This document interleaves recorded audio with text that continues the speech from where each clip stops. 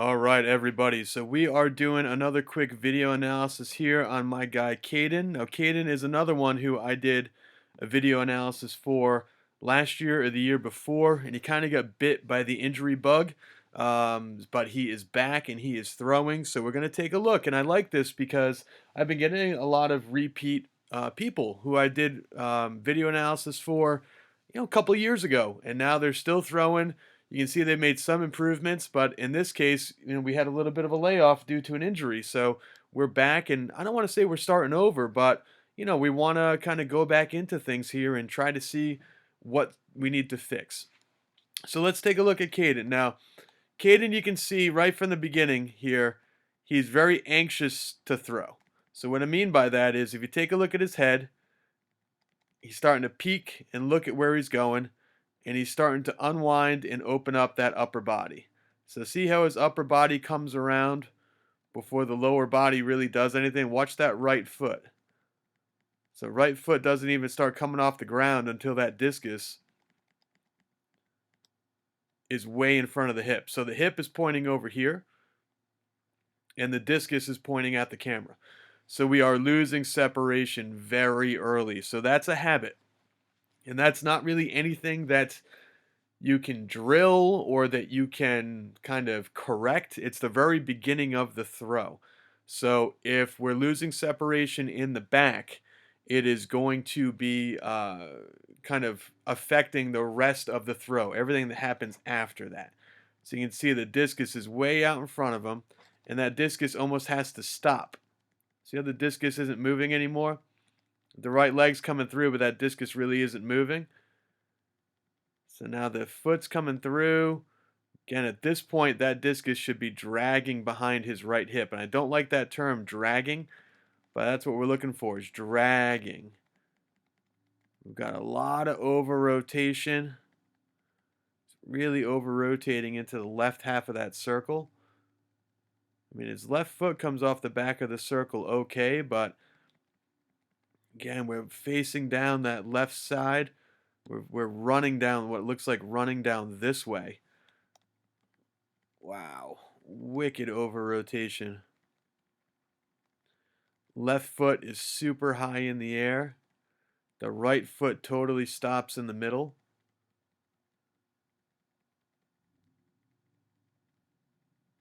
This is a really off-balance throw. So we got some stuff to work on here.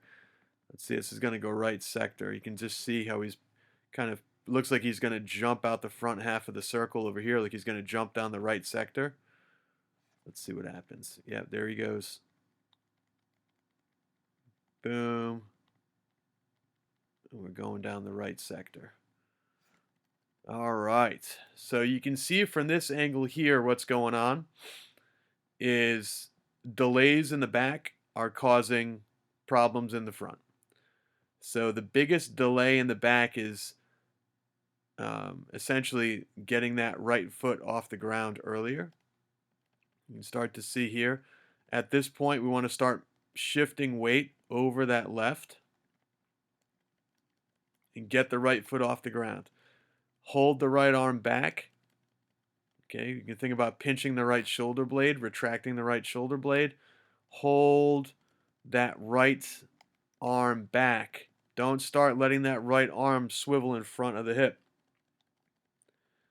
Move that lower body. Shift that weight over. Get that left arm long. Reach that left arm over. Don't close it up in front of you. Okay, I'm not a big fan of the closing the arm in front because then when you do go to open it, the right arm comes along with it. You got to kind of get in that scarecrow position in the back is like I like to call it. That scarecrow position. We've got one arm here. That left arm should already be swinging wide open, allowing weight to go onto that left. It's going to allow the weight to shift onto the left so you can pick the right foot up. We got a big delay here in getting that right foot off the ground. See how the right foot's not even off the ground yet? It gets off the ground here, but way too late. That right arm, that discus needs to be way back behind that right hip. Okay? The delay of the right foot, look how long the left foot just kind of sits there and doesn't do anything. See how the left foot just has to he's standing on one foot and just waiting. Look at how that left foot hasn't moved an inch. It's just steady. The whole time that right leg is coming around, that left foot just has to stay here. So the left foot's not doing anything. He's just basically balanced on that left as that right comes around. Now finally he's getting off that left. But that delay is causing that over rotation. All right, so keep the discus behind the right hip. Get the right foot off the ground earlier in the back. Shift more weight onto the left foot in the back. Okay, so now let's take a look. This is a different video, same guy, looks like the same day. I'm going to try to move this thing out of the way here. It's just kind of, it's always in the way. And let's see. So you can see from here, he does a great job of pulling the discus back. Look how far back the discus gets. But then nothing happens. The lower body, nothing happens. Look at that. Lower body has not moved. Nothing happens until the right hand comes in front. Once the right hand comes in front, now the right foot's off the ground. But see how long it took him for that right foot to get off the ground? Okay? Shift weight and get that right off the ground quicker. So reach for the cage. At this point, this left arm should be reaching and trying to grab the net over here. Try to grab the net. Try to reach that left arm and grab the net. But see, that right foot's coming off so late. It's off the ground here. That discus is already starting to come around. It's way in front of the hip. The left arm's starting to lean into the circle. He's starting to fall backwards into the circle. That left foot's going to stop. Look how far ahead the discus is. Left foot's going to stop. We're going to have some big over rotation. Yep, there it is. Now the discus has to stop. The right foot's not moving in the middle. Wow, the right foot hasn't moved at all. And we're jumping out the front. Yeah, we got to break this down and kind of get back to basics here. So the first thing I would do, it's still very early in the track season. The first thing I would do, honestly, is start working on your mirror turn, half turn, wheel drill, whatever you call them. Start working on that middle position. Get this guy to really start thinking about getting active with that right foot. Let me get this out of the way. Getting active with that right foot.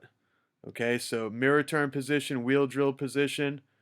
Think about pivoting on that right foot, pinching the knees together, and getting the left foot closer to the circle. I like to think about clicking my heels together, kind of bringing my feet together. So knees together, feet together, keep them close. But watch how this right foot doesn't do anything. Right foot just kind of sticks in the ground and stays there. See that? How the right foot's not moving? Get that right foot active. Get that right foot moving so he can keep weight on that right foot. Now it starts to move. Left foot's down on the ground. Look where the right foot's pointing. The right foot should be pointing at the camera at this point. Okay, so work those mirror turns. Work those half turns. Wheel drill, whatever you call it. Okay, work those. And then from there, I would pull him back and start working South Africans, thinking about letting that discus stay behind the hip, letting that discus drag or pull behind him. Again, I don't like that terminology of dragging because it makes it sound slow, and it's not slow. But when you think about dragging, you think about it kind of pulling behind you, okay? So let that discus just sort of hang out behind you and come from behind and drag behind you the entire throw.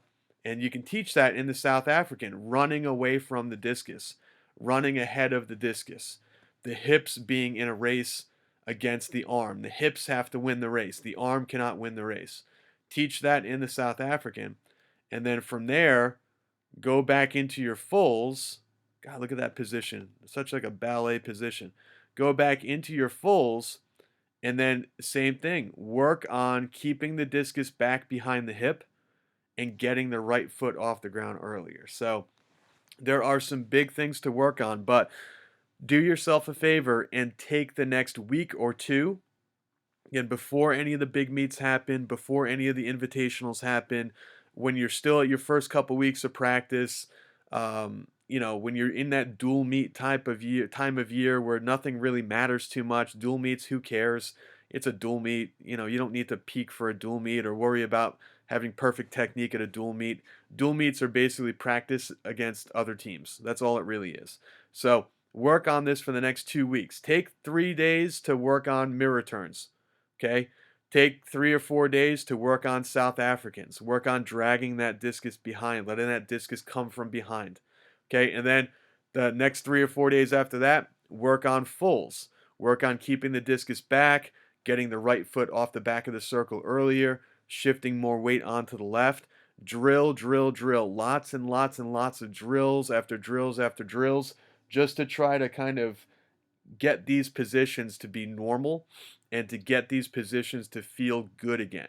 Because if this guy is coming back from injury, he probably hasn't thrown or done full throws in, I'd say, at least a year, if that's the case.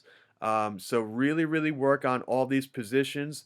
Drill, drill, drill. We're talking hours of drills over the next couple of weeks to really nail this, to really settle this, to really kind of make this a natural movement again for him.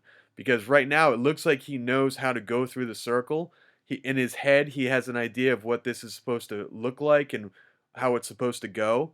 But we've got to get it feeling right. We've got to get these awkward positions to feel normal instead of feeling like, oh, that felt good. Well, it felt good, but it didn't look good. It felt good, but it wasn't good. It felt good, but it wasn't correct. Well, yeah, but it felt good. Well, that doesn't mean anything. Get the proper technique to feel good. And you're only going to do that with lots of repetitions, lots of drilling over the next couple of weeks to really kind of get things nailed down. All right, so that's what I got for you today. Quick little video analysis. Again, guys, make sure to check out our camp, which is going to be at Allegheny College this summer. All the information is on the Elite Throws Coaching website. And as always, thank you for sending in these videos. Subscribe to the channel and click that notification bell. And I will see you all real soon.